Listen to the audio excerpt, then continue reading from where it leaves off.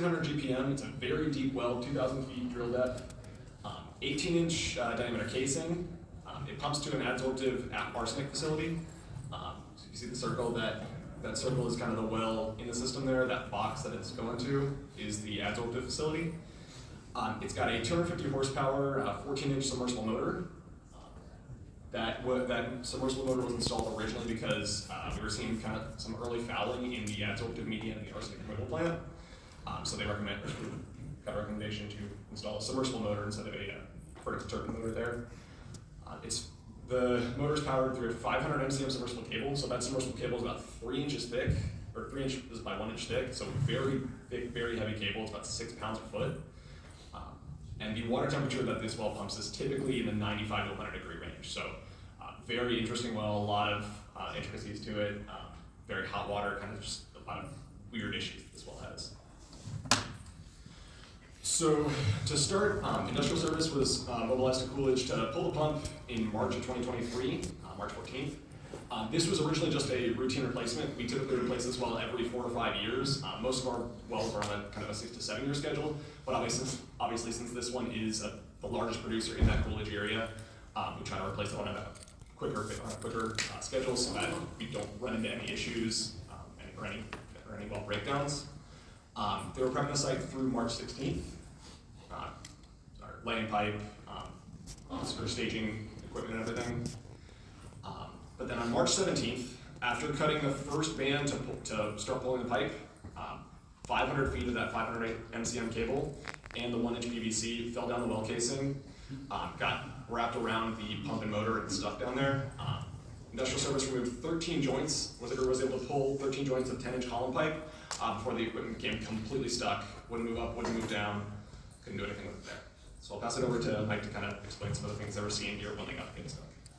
Yeah, but initially we cut the first band on the cable, and the way they band the cable is generally you band a cable to the pipe by itself. And what the issue is they had a PVC sounding tube inside the well attached to on the side of the cable, and they ran one band around both the cable and the sounding tube.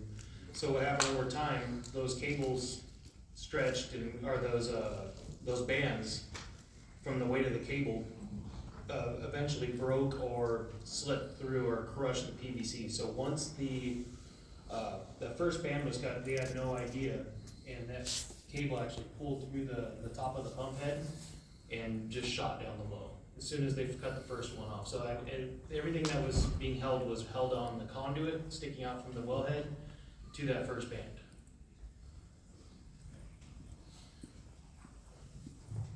Got some images of everything here. The site as Industrial Service was starting to pull the column pipe up, trying to look down the hole to see if there was any image of the actual cable down there, including running lights down there.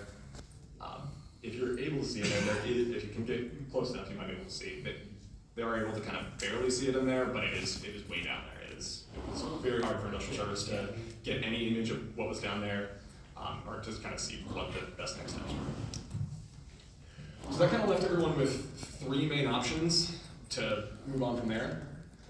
The first one was to just try to fish the cable, pull everything up, eventually, or hopefully get hold of something, and eventually move from there. So, pros of that, very quick to mobilize, could you continue using the same pump rig that you already had on site. Very simple tooling, just kind of use the same pump rig and just put a different fishing tool on the end of it to see what was going from there.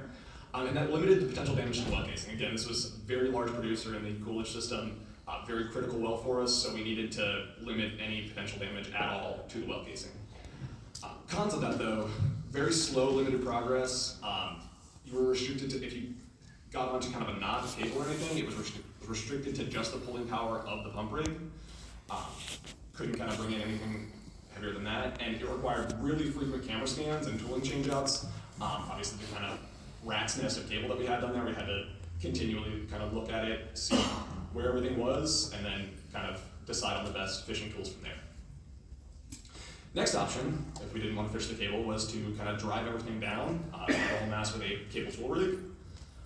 Very simple operation there, that's the simplest, and it avoids kind of this knot that you would have at the top of the massive cable and pump. If that mass is kind of stuck at the top of the pump and motor, if you drive it down, potentially you could avoid that on top and just kind of slip it on the bottom. Cons for that though, slow progress. Even though it is a pretty simple operation, it's just kind of basically hitting the top of the column pipe with a hammer and hoping eventually it drops down. So you just keep hitting it with a hammer and at some point something falls is what you're hoping there. There was then also a potential damage to the well casing when the pump and motor did fall. If it didn't fall straight down, you could have it kind of knocking around the well casing inside there. And again, very repetitive work, just hitting the top of that column pipe with a hammer, with limited options to kind of speed your progress or kind of change what you're doing there. Final option was to kind of consider a nuclear option to drill through the whole thing with a drilling rig. Pros there, very quick and dirty solution. Obviously, it should get through everything. Again, quick progress, but cons, high cost. Industrial Service would have to subcontract a drilling contractor at that point, and very high potential damage to the well casing. Not only would you have that pump and motor potentially slipping and kind of knocking around the casing if it's falling down, if you had any slip or walk of the drill bit there in the drilling rig, that could potentially damage the casing from there too. So our first option we tried, we had the pump rig on site, we're going to try to fish the cable. So Industrial Service was attempted to fish the cable and kind of pull the mass for the first kind of 10 days they were on site, from the 18th to the 28th there. On the 28th, they felt a pop, they mentioned, and noticed that the pump had separated from the column pipe. They were able to pull nearly all of the remaining column pipe, 20 of the 22 joints, but then realized that 2 joints were still attached to the actual pump and motor down, or farther down in the wellhead, or farther down in the well, excuse me. And that they were going to have to continue to fish and pull everything from there. Worked on that fishing and pulling for another approximately a month to mid to late April, April 20th. In this time, I counted that you guys had over 20 well videos, 90 plus working hours on site, and that was just time on site that the rig was actually working. A lot of shop time kind of fabricating up new fishing tools and everything like that too. We fabricated at least 10 to 15 fishing tools, if not more. Every day we were modifying fishing tools, trying to get down in there. The problem is the cable was so rigid, that 500 MCM cable was so rigid that there's no flex to it, there's no wrapping it around a traditional fishing tool, a corkscrew, anything like that wouldn't work. So every aspect that we tried to get it out, we were just having problems. We like I said, we modified, we tried hooks, we've tried Yeah, I've got some pictures here of some of the tools if you want to. different types of tools. We have well, you can see down here on the bottom, we have a slide hammer. That's what we were trying to beat a tool, a hook barb into the rat's nest of cable to try to hook onto something on the way back out. We didn't have any luck with that. The cable was so rigid that a lot of times it would just absorb the shock. So we were able to push down the equipment, and all we ended up doing was compacting the cable and making it more difficult. So we tried turning it, rotating, and kind of boring through the inside, everything besides using the drill at that point. Yeah, we got some more pictures of some of the other fishing tools they used here. As someone who is not kind of well versed in fishing, I like to call this tool the Ninja Blender. Yeah, obviously. Yeah, that tool was designed to hopefully get down. There was a couple pieces of cable we noticed in the video that were sticking up probably 10, 15 feet. So we tried to hopefully wrap it with hopes that we could stretch it out and, then get a hold of it from there. The problem is when it's bundled up like that, it's so hard to grab a hold of. Obviously, lots of specialized tooling is used here. So from there, once we kind of realized we weren't making much more progress on fishing everything, we moved to trying to drive the pump down with a cable tool rig. They mobilized the cable tool rig to the site on around April 20th, and continued to try to drive the pump and cable down for the next few weeks to mid-May. Pump did move, it was slow at first and started to get noticeable progress from about 100, they noticed the pump was first at 195 feet flow in surface to about 340 feet, so they did move at about 200 feet. But unfortunately, once they got to that about 200, or that 340 foot level, again, progress stopped. Had a lot of issues moving up or down, couldn't really do anything from there, so it was stopped once again. This on site, you guys had over 300 plus staff rig hours, so again, a lot of work put in, a lot of monotonous work, continuously just trying to hit on this rat's nest with a hammer, essentially. Got some pictures if you want to.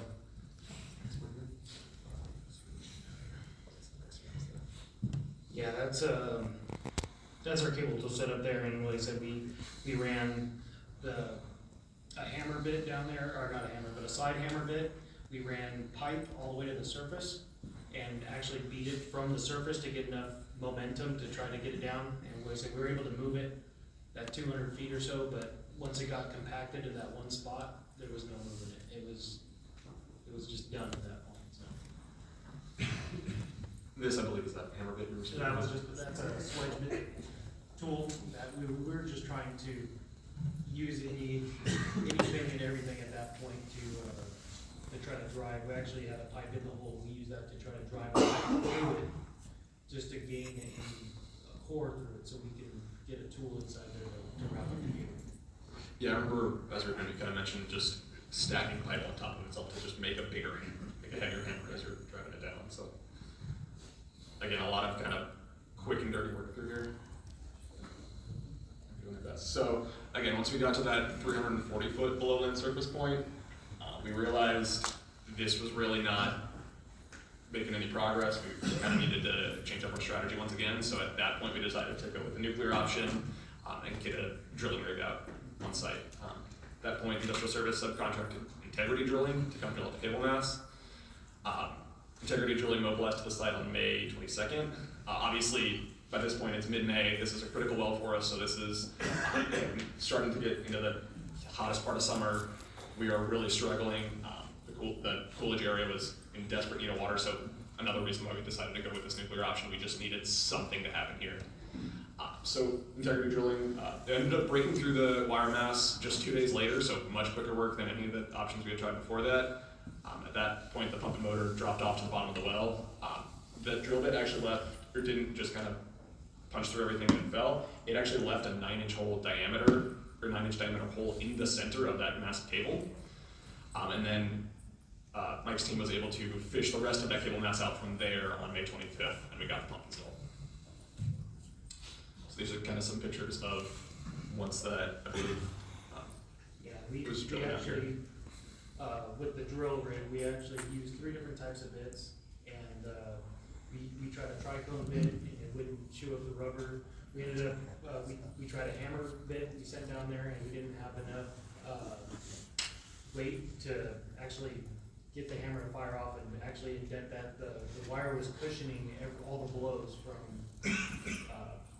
from actually making contact to the tool itself. So what we ended up doing is we got a PVC bit, and it was actually hard enough to actually grind it up to get through that hole. Once we punched through the cable, we actually punched through the check valve also. That's what was stuck in place, was the check valve with the cable wrapped around it. So we actually punched through that, and then we're able to get a fishing tool through that bore. So yeah, some of the pictures of the install once everything was able to be fished back out, but then the really gnarly pictures I still have are the actual cable mast, as you can see here. Once you guys were fishing it back out of the hole, just a total, like as you can see, a total rat's nest. If you guys know how, or sometimes we'll have, or Microsoft AI has a new feature where it tries to kind of give like a description of what's happening in all the pictures. I imported this into this presentation, and Microsoft tried to describe it as a tree trunk with a large structure made of wood. So the current status of the well, that well pump still is at the bottom of the well after the pump installation. The field was actually seeing kind of cooler water results from the well at first, kind of dropped into the 85 to 90 range, which again is noticeably cooler than the water they had typically been taken out of the well. They are starting to see a little bit higher kind of iron and manganese concentrations coming out of the water now, which they're expecting is from the well at the bottom, or the pump at the bottom of the hole there. So we are looking to try to get that pump and motor fished back out of the well after the summer demands kind of cooled down here. So with that, I'd like to thank you and open it up for questions.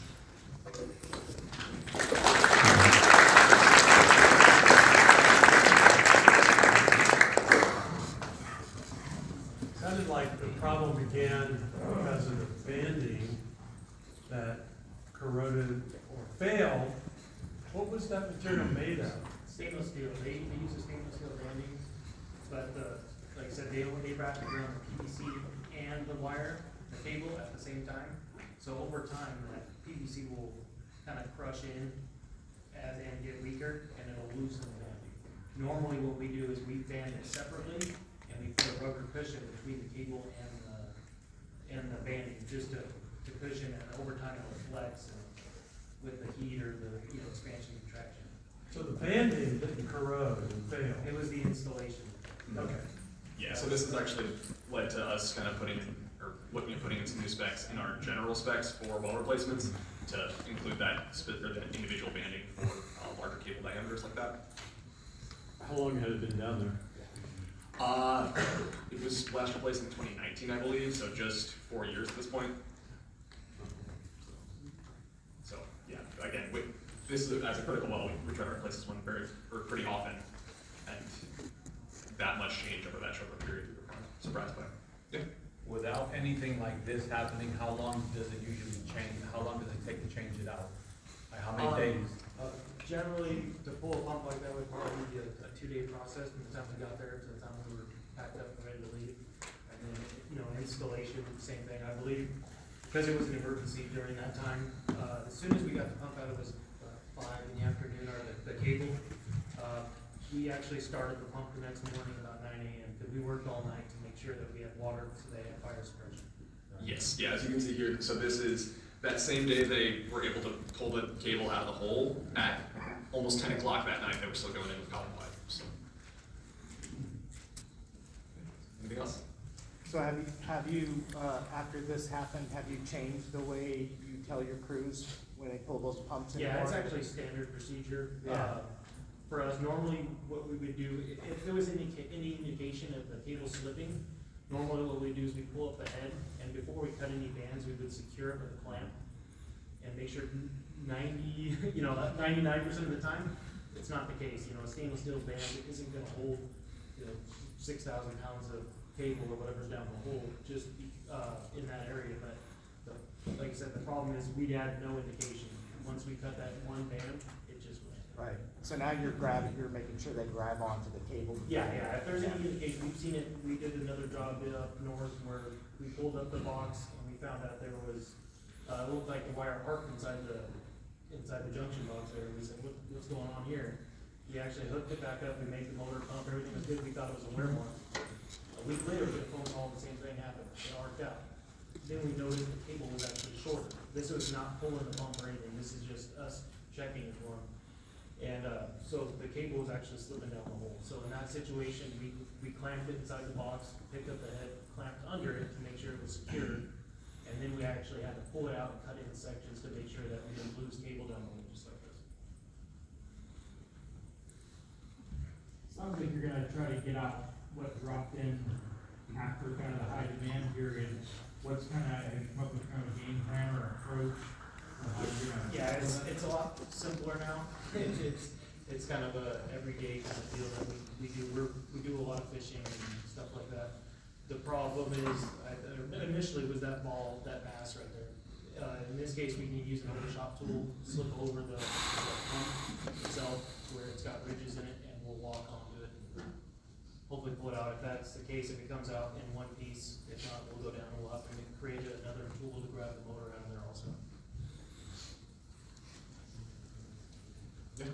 Did you guys keep that cable? No, it was trash. It's a lot of copper. Yeah.